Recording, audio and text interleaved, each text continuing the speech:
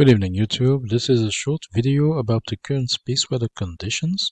As you may or may not know, we have been impacted at 16 UTC by a CME, or actually a cannibalized CME, combination of two same CMEs that have merged together. This has immediately opened up the BZ component. Lots of energy is pouring in, and as you can see, minus 64 at the peak. This is a fairly big opening in the BZ component. We have lots of density, on average 20 or 30 protons a second. We have also a fair amount of speed, 700 kilometers a second, increase in temperature as well. So what does this all mean in practical terms? Well, we have a geomagnetic storm level 4. You can also check the auroral effects, and I will leave a link below to the website of NOAA, so you can check these all yourself.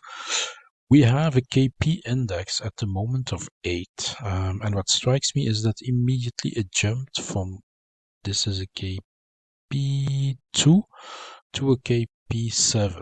So the impact was really violent of this CME. It was dense, it was fast, and it put up a number on our magnetosphere. So immediately, and you can actually check this out when we view, let me just put this here, the initial impact on the magnetometers is more than visible.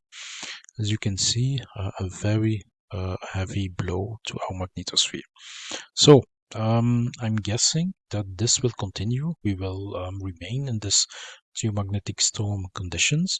And if you want to know what are the effects of a geomagnetic storm level 4, well, I will leave a link below. These are actually this is a description for each level. So it starts actually at minor, then it goes to moderate. G3 is a strong.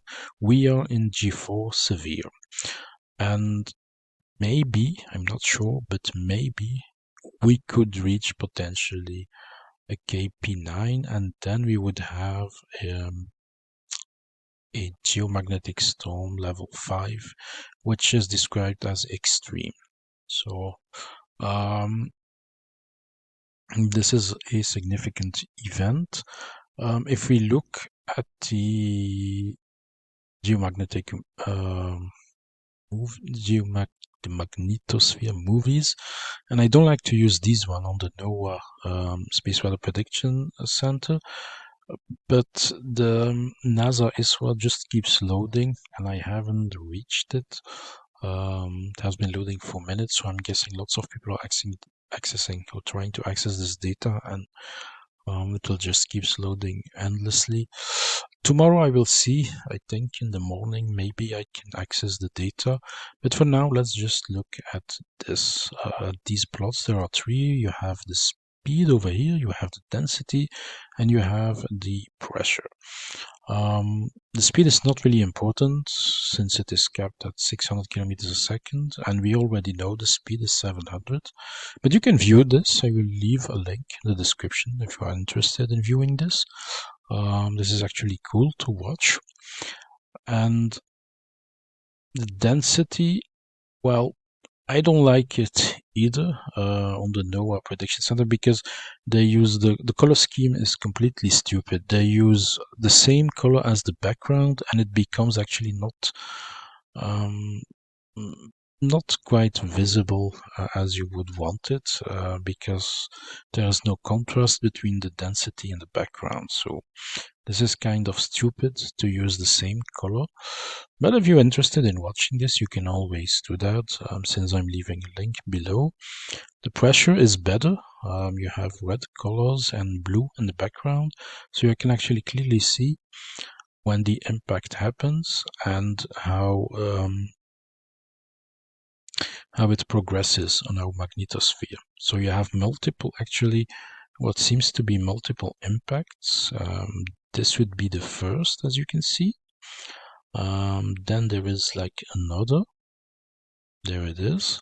It pushes against the magnetosphere, and this will continue. So I am seeing a sustained pressure on the magnetosphere.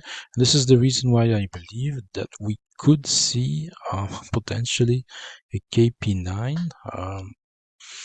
but I'm not 100% sure. But the fact that we already reached 8 is significant, and we will have to see whether or not it will be sustained or whether it will subside as soon as the CME is over. Keep in mind, there are a few glancing blows that will arrive in the coming days, so it will take a while for the KP index to reach normal values, as you can see over here. This is it. Tomorrow, as you can see, can't even reach the NASA ISWA website, but no worries. Tomorrow I will try again, and if I succeed, I will make a new video, because these plots are not really good at seeing what happens to our magnetosphere. Thanks for watching, and I guess we see each other tomorrow. Bye bye.